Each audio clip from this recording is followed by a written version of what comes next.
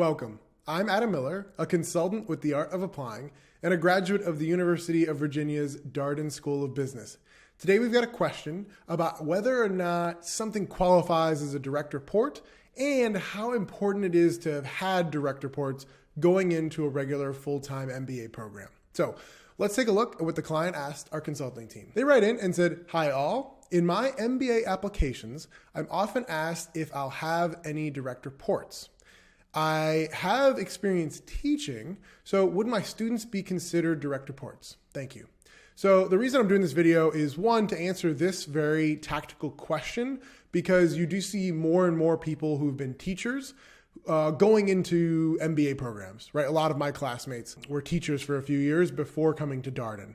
And the other reason I want to make this video is because I want to point out that you do not need to have had any direct reports going into business school. So let's just talk about that part really quickly, which is, I would say less than 20%, maybe even less than 10% of my classmates at Darden or people that I've met at other top business schools have had any direct reports going into their programs.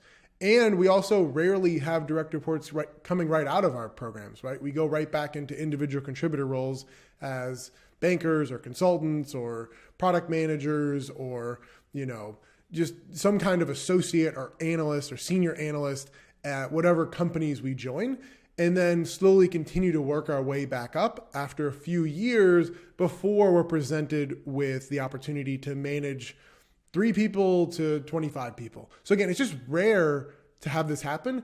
And the reason for that is most companies don't tend to give people who are typically in their 20s the opportunity at large organizations, because lots of people going into business schools have worked at large places, give them opportunities to manage groups of people.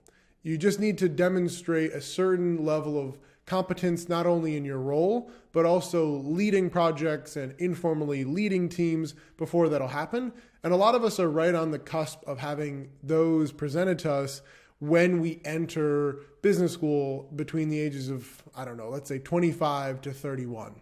So it's not weird that you would not have this experience. It's totally okay to say I have never managed anyone. Me personally, I'd only ever managed 1 or 2 interns before going to Darden. So for a couple of months over the summer, and even then I was mainly curating projects for other managers and then delegating those off to my intern. And they would usually do the work for that other person. I was just kind of the go-between. So again, don't feel like you need to have that experience. That's the most important thing I want to put in this video. Now, back to the tactical question at hand, which is if you're a teacher, are your students direct reports? And we've got another client who weighs in here and then a consultant, but the simple answer is no. Your students are not your direct reports. They don't report to you. And the client who responds says, I think it's like, did you supervise anyone? Are you responsible for signing off on their payroll is the definition.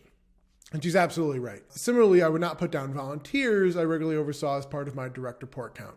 Now, the second part that she says there, if you are managing volunteers, there's a case to be made there for why you would say you've had experience managing people. But in terms of teaching students, no, that's not going to qualify for the purposes of business schools, but don't worry about it. And then lastly, we just have one consultant who says, no, just to be clear, they would not count as direct reports, just to make it plain and simple. So that is it for today's video. Again, a great thing about business school is that it will set you up quickly thereafter to manage people. If that's a goal of yours, it certainly is one of mine.